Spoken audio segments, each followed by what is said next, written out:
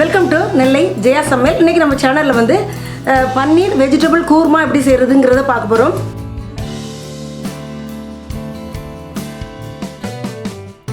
பன்னீர் already நம்மளுக்கு வந்து அது நல்ல ஹெல்த் பெனிஃபிட் உள்ளது, நிறைய கால்சியம் இருக்குது, வளர்கிற குழந்தைங்களுக்கு ரொம்ப நல்லது.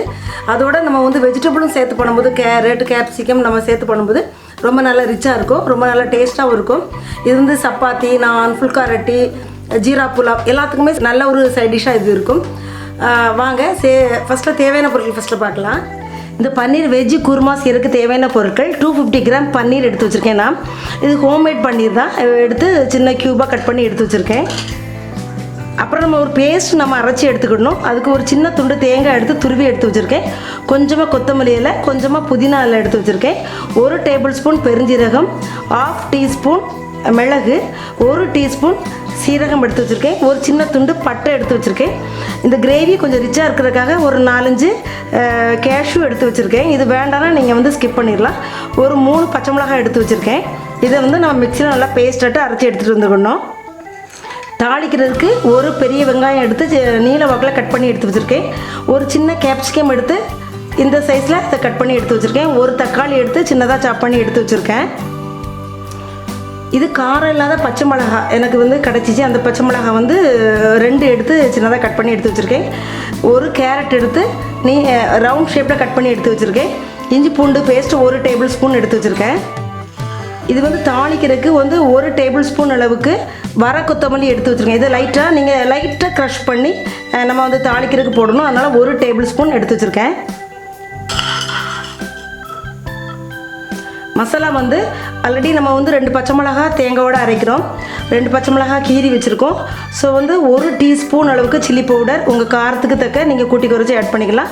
1 டீஸ்பூன் மஞ்சள் பவுடர், 1 டேபிள் ஸ்பூன் கொத்தமல்லி பவுடர், 1 டேபிள் ஸ்பூன் சீரக powder, 1 teaspoon garam masala powder, எண்ணெய் தேவையான அளவு எண்ணெய், வாட்டர். இதுதான் இதுக்கு தேவையான பொருட்கள். இப்போ ஒரு பேனை ஸ்டவ்வில் வச்சு 3 டேபிள் ஸ்பூன் அளவுக்கு எண்ணெய் சேர்த்துருக்கேன். அது சூடாகட்டும். எண்ணெய் நல்லா சூடாகிடுச்சு. நம்ம எடுத்து வச்சுருக்க அந்த வந்து பன்னீரை லைட்டாக ஃப்ரை பண்ணி எடுத்து வச்சுப்போம். நல்லாயிருக்கும். லைட்டாக எண்ணெயில் ஃப்ரை பண்ணி எடுத்து நம்ம அந்த கூர்மாவில் சேர்க்கும் போது டேஸ்ட் ரொம்ப நல்லாயிருக்கும். மீடியம் ஃப்ளேமில் வச்சு கொஞ்சம் லைட்டாக நிறம் மாற வரைக்கும் நம்ம அதை ஃப்ரை பண்ணி எடுத்துக்கலாம்.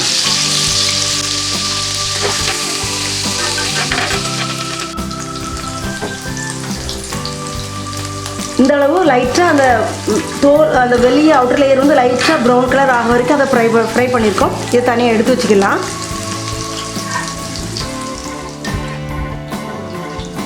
இப்போ வந்து இதில் வந்து 1 டேபிள் ஸ்பூன் அளவுக்கு வர கொத்தமல்லி எடுத்து வச்சுருக்கேன், கொத்தமல்லி விதை.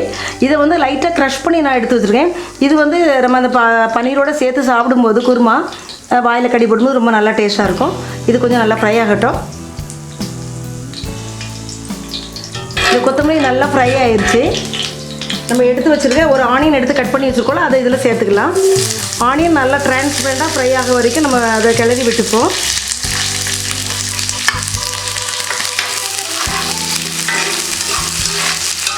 நல்லா டிரான்ஸ்பரண்ட்டாக வரட்டும். இது கொஞ்சம் வெங்காயம் நல்லா டிரான்ஸ்பரண்ட்டாக ஆயிடுச்சு பாருங்கள். 1 டேபிள் ஸ்பூன் அளவுக்கு இஞ்சி பூண்டு எடுத்து வச்சுருக்கேன், அதை இதில் சேர்த்துக்கலாம். அதுவும் நல்லா மிக்ஸ் பண்ணி விட்டுக்கோங்க. ஒரு தக்காளி பழம் எடுத்து சின்னதாக சாப் பண்ணி வச்சுருக்கோம், அதை இதில் சேர்த்துக்கலாம். தக்காளி நல்லா மசியாக அது வேகட்டும், கலந்து விட்டுப்போம். நல்லா வேகட்டும் தக்காளி. இப்போ வந்து நம்ம அரைக்கிறதுக்கு எடுத்து வச்சுருக்க தேங்காய், பச்சை மிளகாய், கேஷ்யூ நட்ஸ், சீரகம், சோம்பு, மிளகு, கொத்தமல்லி இலை, புதினா இலை, ஒரு சின்ன துண்டு பட்டை, இதை இவ்வளோத்தையும் நம்ம வந்து நல்லா பேஸ்ட்டாட்டு அரைச்சி எடுத்துகிட்டு வந்துடலாம்.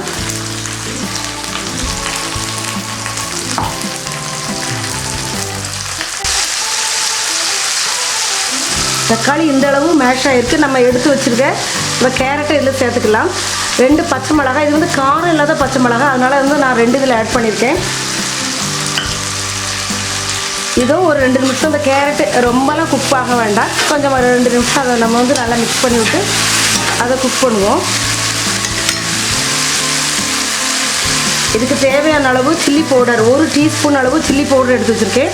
1 டீஸ்பூன் அளவு மஞ்சள் பவுடர், 1 டேபிள் ஸ்பூன் அளவு கொத்தமல்லி பவுடர் அந்த மூணையும் நம்ம சேர்த்துப்போம். கரம் மசாலா, சீரக பவுடர் லாஸ்ட்டில் சேர்த்துக்கலாம். இது பவுடர்லாம் சேர்த்து திருப்பி ஒருக்கா நல்லா மிக்ஸ் பண்ணி விட்டுப்போம்.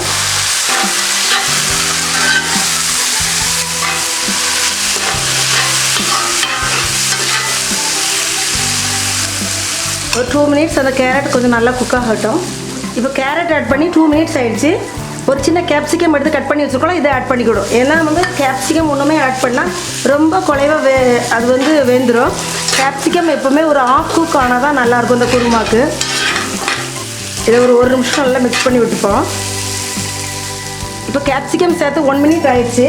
நம்ம அரைச்சி எடுத்து வச்சுக்க அந்த தேங்காய் கலவை இருக்குல்ல, தேங்காய், சோம்பு, கொத்தமல்லி, புதினா அந்த கலவையை இதோட ஆட் பண்ணிக்கலாம். உங்களுக்கு கேஷ்யூ நட் வேண்டாம், அது ரொம்ப ரிச்சாக தெரியும் அப்படின்னா நீங்கள் இதில் ஒரு 4 பீஸ் அந்த பன்னீர் எடுத்து வச்சு அதை மிக்சியில் வச்சு ஒரு சுற்றி லாஸ்ட்டில் சேர்த்துக்கோங்க. அந்த கிரேவி கொஞ்சம் நல்லா திக்காக இருக்கும், டேஸ்ட்டும் கொஞ்சம் நல்லா டிஃப்ரெண்ட்டாக இருக்கும் அந்த பன்னீரை நம்ம அரைச்சி சேர்க்கும்போது. இது இதில் உள்ள பச்சை வாசனை போக வரைக்கும் ஒரு 2 மினிட்ஸ் நல்லா அதை வந்து கிளறி விட்டு குக் பண்ண வச்சுருவோம். 2 மினிட்ஸ் நம்ம அந்த மசாலாவை மிக்ஸ் பண்ணி ஒரு 2 மினிட்ஸ் ஆயிடுச்சு. நல்லா அதோடைய பச்சை வாசனைலாம் நல்லா போயிடுச்சு பாருங்கள்.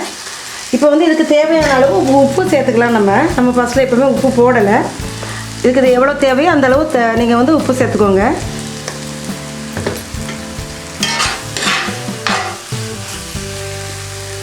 இது வந்து இந்த குருமா ரொம்ப தண்ணியாக இருக்கக்கூடாது. சப்பாத்தியோடு வச்சு சாப்பிட்றதுனால கொஞ்சம் கட்டியாக இருந்தால் தான் நல்லாயிருக்கும்.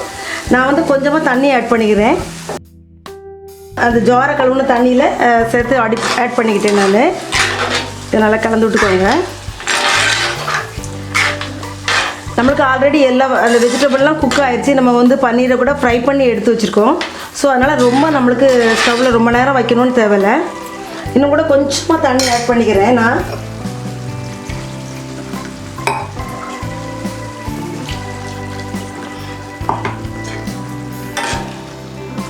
தண்ணி ஒரு கொதி வரட்டும்.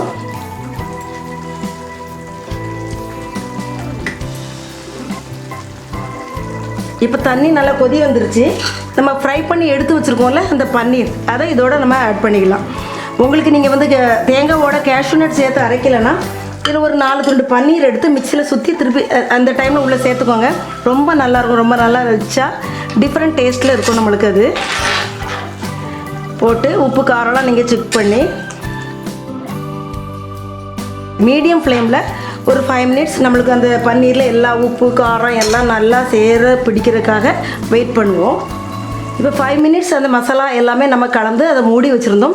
அது நல்லா குக் ஆகிருக்கு. இந்த அளவு நம்மளுக்கு அது கொஞ்சம் நல்லா கட்டியாக இருக்குது. சப்பாத்திக்கு இப்படி வச்சு சாப்பிட்றதுக்கு ரொம்ப நல்லாயிருக்கும்.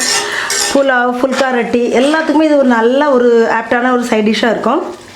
இப்போ வந்து நம்ம எடுத்து வச்சுருக்க 1 டீஸ்பூன் அளவு கரம் மசாலா, 1 டீஸ்பூன் அளவு சீரகத்தூள், இந்த ரெண்டையுமே நம்ம லாஸ்ட்டில் சேர்த்துக்கலாம். எடுத்து வச்சுருக்க கொத்தமல்லி இலை லாஸ்ட்டில் கொஞ்சமாக மேலே ஸ்ப்ரெட் பண்ணிக்கலாம். அவ்வளோதான். நல்லா கலந்து விட்டுட்டு ஸ்டவ்வை ஆஃப் பண்ணிடலாம். அப்போ தான் அந்த கரம் மசாலாவோட ஸ்மெல், அந்த சீரகத்தோட ஸ்மெல், அந்த குருமா ரொம்ப நல்லா டேஸ்ட்டாக இருக்கும். நல்ல ரிச்சான ஒரு வெஜ் பன்னீர் குருமா ரெடி ஆகிருக்கு பாருங்கள். இப்பொழுது சுவையான பன்னீர் வெஜிடபிள் குருமா ரெடி ஆயிடுச்சு. நல்லா டேஸ்ட்டாக இருக்குது. கண்டிப்பாக வீட்டில் ட்ரை பண்ணி பாருங்கள். இன்றைக்கி என்னோடய night dinner chapati with paneer vegetable kurma தான். கண்டிப்பாக வீட்டில் ட்ரை பண்ணி பாருங்கள். வீடியோ பிடிச்சிருந்தா லைக் பண்ணுங்கள், ஷேர் பண்ணுங்கள், சப்ஸ்கிரைப் பண்ணுங்கள். அடுத்து ஒரு வீடியோட உங்களை சந்திக்கிறேன். அன்டில் தென் உங்கள் ஜெயா ஜஸ்டின்.